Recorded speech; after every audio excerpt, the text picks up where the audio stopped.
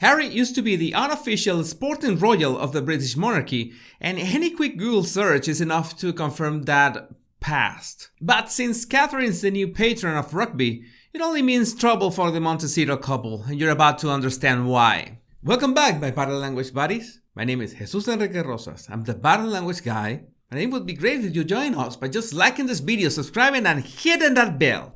Let's get down to it. Catherine is officially the new royal patron of the Rugby Football Union and the Rugby Football League. This patronage was given by Her Majesty the Queen herself after the role was previously held by Harry. But what most people are not aware is that this marks the first of Harry's former patronage to be redistributed to another member of the royal family, since the Montecito morons stepped back from their roles as senior working royals. If you've been following my videos, you might already be aware of how every action at this level of public personalities has so much weight. And it makes you wonder, what kind of message did the Queen want to send with this decision? Now, there is one concept that is going to be important, which is perception of character. Perception of character is something that happens automatically in our brains, and in fact, it's a bit uncomfortable to talk about because it has a lot to do with prejudices. The best way to illustrate this is to remember those actors and actresses that most of the time are just playing themselves. I mean, they're making an effort to act, they're professionals of acting, but in general, studios tend to fit a person's appearance, mannerisms, and character to the role they're gonna play. In fact, sometimes the movie or screenplay is written for an actor in particular. Some examples off the top of my head are Ryan Reynolds, that usually fits the sarcastic action man, or Jessica Chastain, who is usually the smart, strong woman, or Adam Sandler, who got away with the funny man-child. Yes, they have played a variety of characters, but if you put those characters side by side, you'll begin to notice patterns. Those are the same patterns that we can see when we search for Harry's being sporty. There's no way that you can miss that he was really enjoying it, and I think it was a good message for the image of the royal family. Sadly, those days are gone, and now he just looks absolutely devoid of that energy. It has been a radical change almost at the same time of his relationship with Meghan. That change in character is like you have an Adam Sandler movie and put Clint Eastwood in it. It is not gonna work.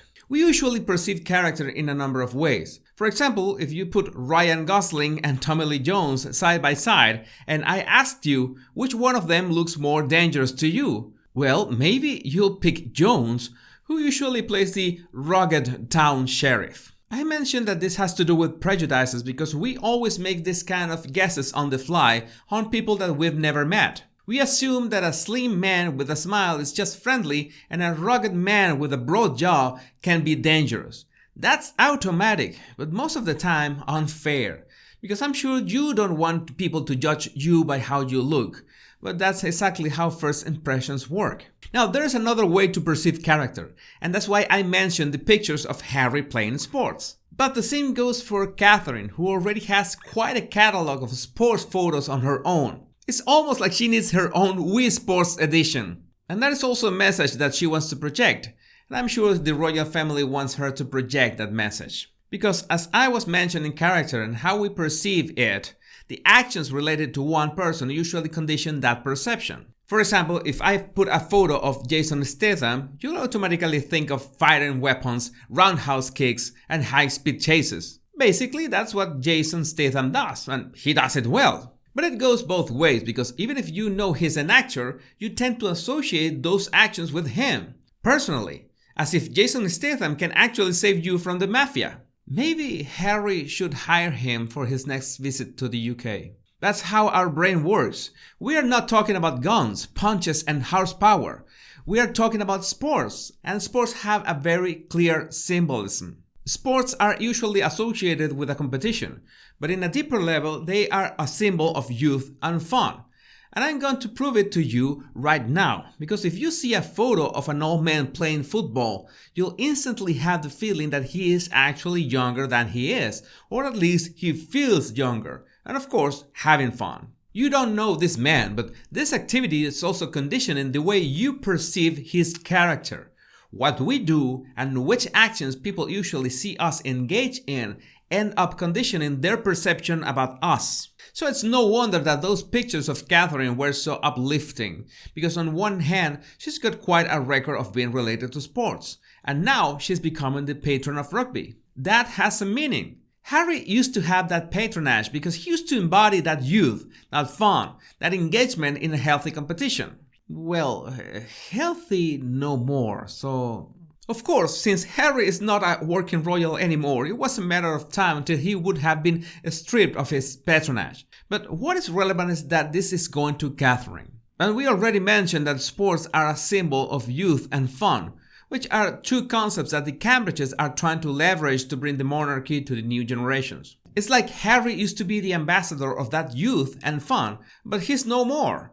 And let's face it, he no longer looks either young or fun. That must be one of the reasons he was desperate to be photographed at the Super Bowl, because he had lost that edge, that image association with sports, especially with Catherine so prominently featured in so many outlets lately, and recently overcoming William as the second most popular royal. You can imagine how damaging it could be for Harry's reputation if, on one hand, he has no longer been seen playing sports. Well, in fact, he has no longer been seen having fun.